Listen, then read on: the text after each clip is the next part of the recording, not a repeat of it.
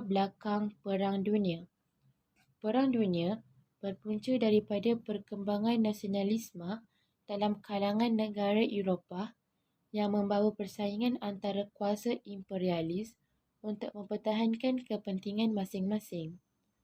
Persaingan tersebut telah mencetuskan Perang Dunia Pertama dan Perang Dunia Kedua yang memberikan kesan besar terhadap penduduk dunia. Perang Dunia Pertama.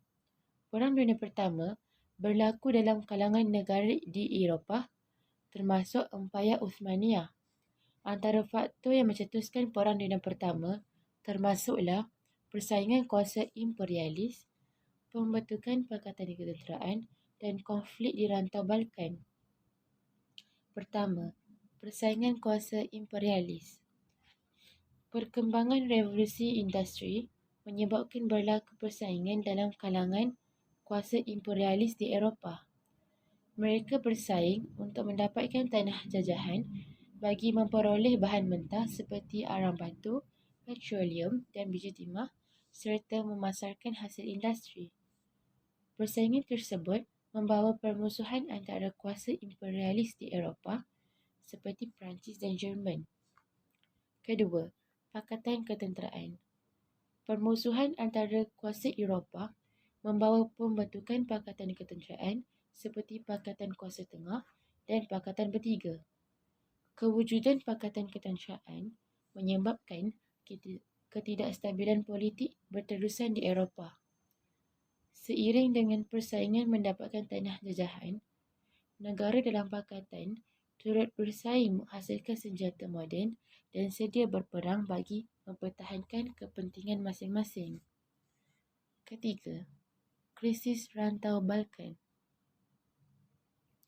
Krisis di rantau Balkan berlaku akibat permusuhan Austria-Hungary dengan Serbia. Austria-Hungary menuduh Serbia menghasut rakyat Austria berketurunan Serb supaya berjuang membebaskan diri daripada pemerintahan Austria-Hungary. Kemuncak krisis Balkan ialah pembunuhan Archduke Ferdinand iaitu putera mahkota Austria-Hungary dan isterinya Sophie oleh seorang pemuda Serbia. Peristiwa tersebut telah menjadi sebab Eropah terjerumus dalam kancah Perang Dunia Pertama. Pihak yang terlibat dalam Perang Dunia Pertama: Pakatan Kuasa Tengah, negara anggota, Jerman dan Austria-Hungary. Pakatan ini kemudian disertai oleh Bulgaria dan Empayar Uthmaniyah. Pakatan Bertiga, negara anggota, Britain, Perancis dan Rusia. Pakatan ini disokong oleh Serbia, Itali, Romania, Portugal dan Greece. 28 Julai 1914, Austria-Hungary dengan sokongan Jerman mengisytiharkan perang terhadap Serbia. 30 Julai 1914, Rusia bertindak memberikan bantuan ketenteraan untuk mempertahankan Serbia. 1 Ogos 1914, Jerman mengisytiharkan perang terhadap Rusia. 3 Ogos 1914, Jerman mengisytiharkan perang terhadap Perancis yang menyebelahi Rusia. Jerman menceroboh Belgium untuk menyerang Perancis. 4 Ogos 1914, Britain menyertai Rusia dan Perancis memerangi Jerman yang menceroboh Belgium. Oktober 1914, Empayar Uthmaniyah menyertai peperangan dengan memihak kepada kuasa tengah. Mac 1915, Itali menyertai Perancis, Britain dan Rusia dalam Pakatan Bertiga. April 1917, Amerika Syarikat menyertai peperangan dengan memihak kepada Pakatan Bertiga. Berakhirnya Perang Dunia Pertama. Penglibatan Amerika Syarikat dalam perang membawa kejayaan kepada Pakatan Bertiga pada tahun 1918. Jerman kemudiannya dipaksa menandatangani gencatan senjata. Beberapa siri persidangan dan perjanjian damai yang diadakan selepas tamat perang telah memberikan kesan besar terhadap negara di Eropah. Amerika Syarikat diiktiraf sebagai kuasa besar dunia selepas Perang Dunia Pertama. Persidangan Damai Paris. Persidangan Damai Paris diadakan pada 18 Januari 1919 untuk membincangkan syarat perdamaian selepas perang. Syarat ini bertujuan memastikan Jerman tidak lagi menjadi ancaman kepada perdamaian di Eropah.